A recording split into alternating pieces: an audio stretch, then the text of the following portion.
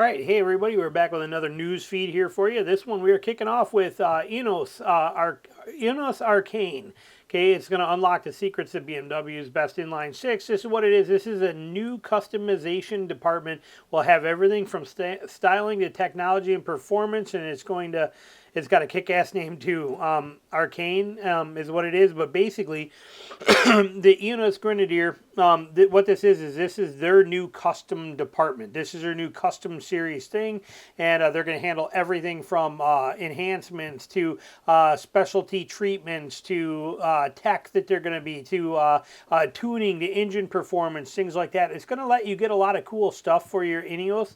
So Ineos introduces bespoke customization service called Arcane Works for personally limited edition Grenadier models. So they're going to offer unique finishes, colors, technologies, partnered with craftsmen for hand-finished off-roaders, which is cool. This is like a Ford specialty department, SVT or SUV or SVU or whatever it is, or any of these kind of specialty deals that we've seen from companies. This is going to be the one that Ineos is going to use, and it's going to take this thing to a really custom, one-off per individual type setup, and it's pretty awesome. They're going to, compete with some of these other ones that do that stuff.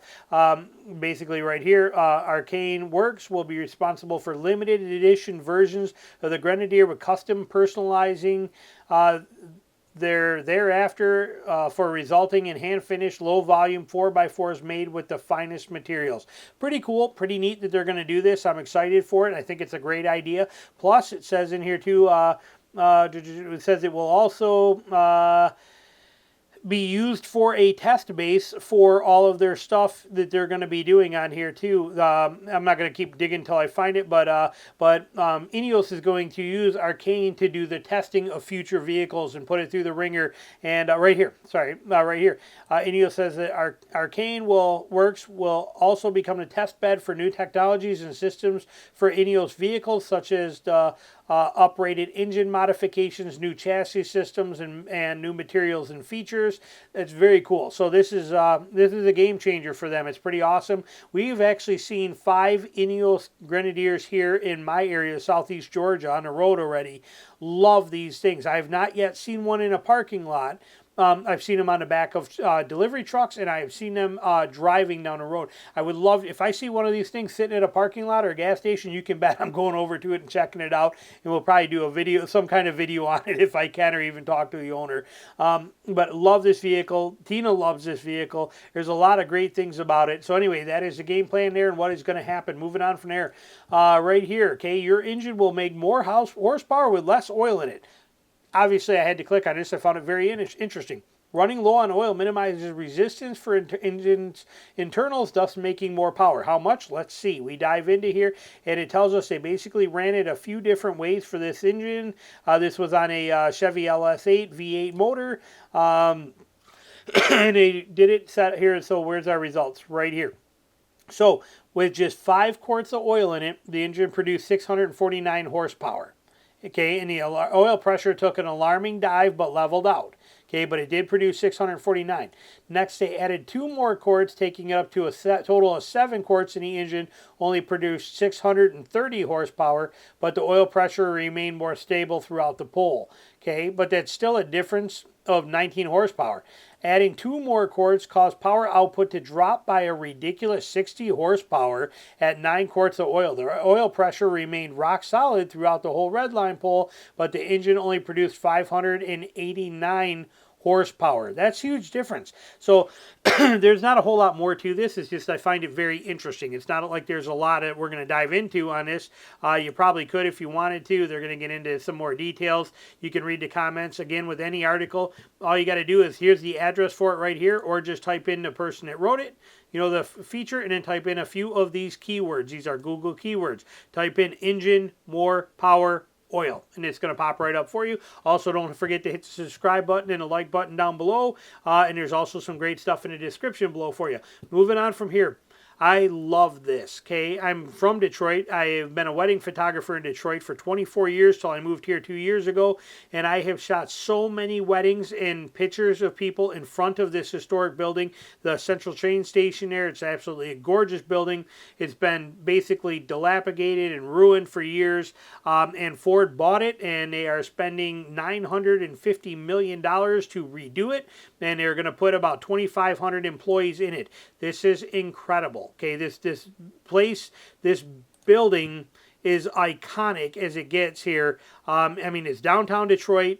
It's, like I said, there's so much life and history in Detroit. And this particular building, like I said, they are going to revamp it and redo it and reuse it. And I love that. You can go on here, watch the video if you want to. Here's the building right here. Like I said, I've shot so many weddings in this building. It's unbelievable over the years. And Ford is buying it, and they are repurposing it, and they are going to use it, and they're going to create 2,500 more jobs in Detroit. I love it, love it, love it. Fantastic. Here it is again. Like I said, it's been gated off or fenced off forever. Just run down, beat up, but it's been one of my favorite places to shoot at. There's ways to shoot and not even get the fence in the picture. It was an amazing place to be. So moving on from there. Okay, Toyota pumps in $282 million into the Huntsville engine plant and hires 350 more people. I would love to give you more on this particular one, but I am not subscribed to the Huntsville Times, and I'm not gonna. But it's going to add new lines for new drive lines to be built there, more quality control, more employees that are going to be there. But they're investing almost $300 million into the Alabama Huntsville engine plant to be able to offer more things and take it to new places. Very good on Toyota. We're excited to see what that does for them. Next one, the big one, okay, right here. This one I find very interesting. So if you've followed all the videos I'm doing and every video on YouTube, Toyota's been in this massive safety scandal recall. Okay, there's a safety scandal with them cheating, literally cheating on the safety tests. Okay, Japanese government probe puts at risk opportunity to capture market share worldwide. Okay, they screwed up bad. Okay, they screwed up really bad, and they're in a bad place. It's coming back to hit them even more now. This is just widening. It's becoming a much bigger issue for Toyota that they can't apologize their way out of. They can't just solve this, and it's coming back. The snowball effect of this is really starting to weigh in on them. So we look at this.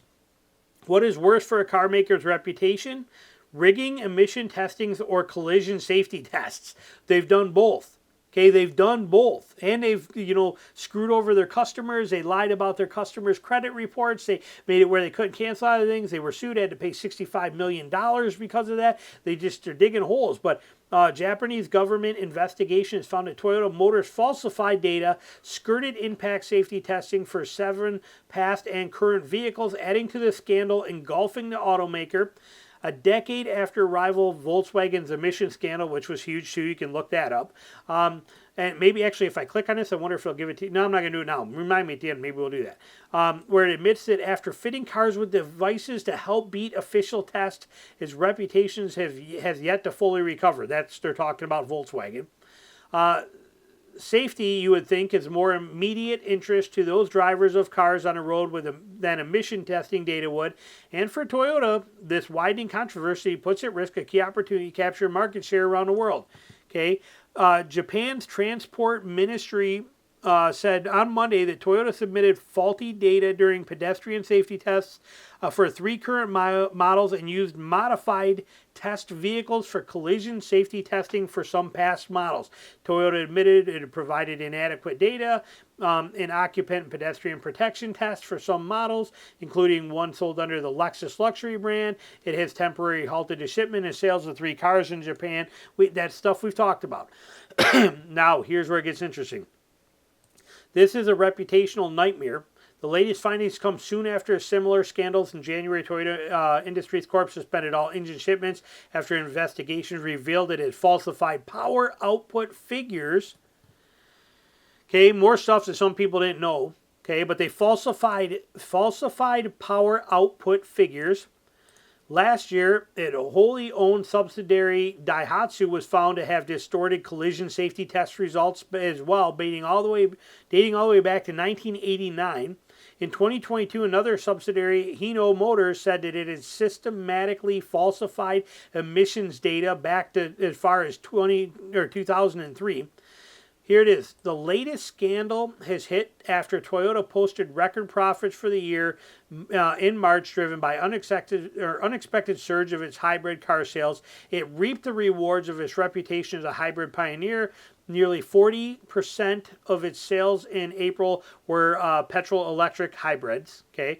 Awkwardly, the company uses its safety features, including its pre-collision detection, driver assistance systems, which it markets as features designed to protect drivers and passengers as key selling points for these points for the cars. So we know that this is happening. Okay, here's the results. Here's the outcome of that accumulation of everything that they've been doing and all these stupid problems they're having. Here is where it gets interesting. Toyota shares are down 14% since their March peak now. Yet, even after the decline, its shares trade at more than 10 times forward earnings and nearly triple valuation of German rival VW. But its troubles doesn't appear to be over yet. Officials will carry out an on-site investigation of Toyota headquarters this week. There is a limit to how often a company can pledge to tighten oversight before it loses credibility with investors and customers alike. Toyota is on shaky ground.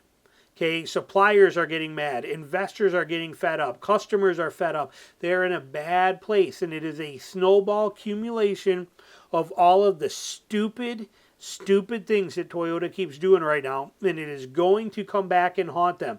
That 14% drop, not huge, but it's just to start. This stuff is going to get ugly. If more stuff comes out when these officials carry out an on-site investigation at the headquarters, this is going to get even more ugly. Okay, like I said, they are on thin ice already with a lot of people right now, and it's just going to keep getting worse. So we'll be watching for that and seeing what happens, but just what a shame that Toyota has done this to themselves and dove into this and just made it what it is. It's just an absolute shame. So, all right, we'll be back with more for you next time. Thanks for watching, as always.